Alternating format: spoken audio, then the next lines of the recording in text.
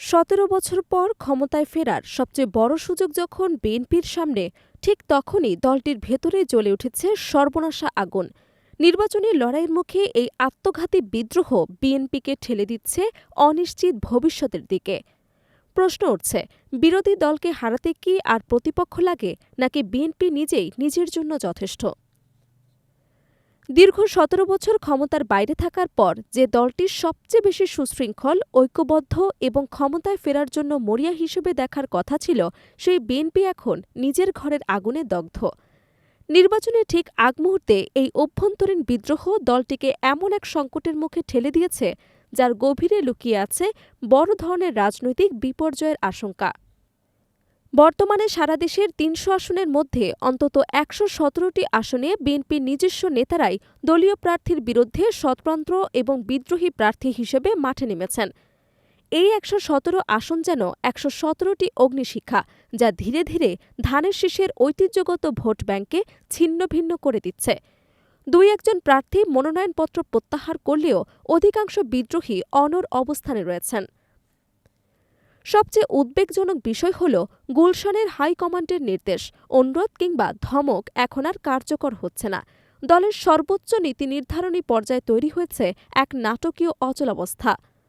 অনেক নেতা প্রকাশ্যেই বলছেন, বহিষ্কার করুন, তবু আমরা নির্বাচন করব। গুলশান কার্যালয়ের বন্ধ দরজার ভেতরে যে টানাপোড়েন চলছে, তার প্রতিফলন এখন প্রকাশ্যে। রাজনৈতিক মহলে প্রশ্ন উঠতে শুরু করেছে, তারেক রহমানের একচ্ছত্ব নিয়ন্ত্রণ কি দ্রুত শিথিল হয়ে যাচ্ছে? এই বিদ্রোহ কিভাবে বিএনপির সম্ভাব্য বিজয়কে পরাজয়ে রূপ দিতে পারে, তার একটি উদাহরণ পাওয়া যায় ঝিনাইদহের ঘটনায়। সেখানে জোটের শরিক দলকে একটি আসন ছেড়ে দেওয়ার সিদ্ধান্ত নেয় বিএনপি, কিন্তু স্থানীয় এক প্রভাবশালী নেতা সেই সিদ্ধান্ত মানতে অস্বীকৃতি জানিয়ে স্বতন্ত্র প্রার্থী হিসেবে মনোনয়নপত্র জমা দেন। গুলশান অফিস থেকে তাকে তলব করা হয়, বোঝানো হয়, অনুরোধ করা হয়, এমনকি বহিষ্কারের হুমকিও দেওয়া হয়। কিন্তু এই নেতা টেবিল চাপড়ে বলেন, ১৭ বছর ধরে মার খেয়েছি, জেল খেটেছি, এখন এসে সিট ছেড়ে চলে যাব, আঙুল চুষব, তা হয় নাকি? আমি নির্বাচন করবই, দরকার হলে বহিষ্কার করুন। এই বক্তব্য কোনো একক ঘটনার প্রতিফলন নয়। গত ৪০ ঘণ্টায় গুলশানে এমন অন্তত ৫০ জন নেতার সঙ্গে একই ধরনের বৈঠক হয়েছে। এই পরিস্থিতিকে অনেকে ম্যাস মিউটিনি বা গণবিদ্রোহী হিসেবে আখ্যা দিচ্ছেন। যখন তৃণমূল থেকে শীর্ষ পর্যায় পর্যন্ত নির্দেশ অমান্য হয়, তখন স্পষ্ট বোঝা যায় দলের সাংগঠনিক শৃঙ্খলা ভেঙে পড়েছে। সংশ্লিষ্ট সূত্রগুলো বলছে, এর পেছনে দুটি প্রধান কারণ কাজ করছে। এক, পুরনো এবং পরীক্ষিত নেতাদের বাদ দিয়ে নতুন ব্যবসায়ী বা নব্য নেতাদের মনোনয়ন দেয়া। দুই, বহু আসনে দীর্ঘদিনের গোষ্ঠীদ্বন্দ্বের নিষ্পত্তি না হওয়া। ১৭ বছর ক্ষমতার বাইরে থাকায় নেতাকর্মীদের মধ্যে তৈরি হয়েছে তীব্র ক্ষমতার ক্ষুধা।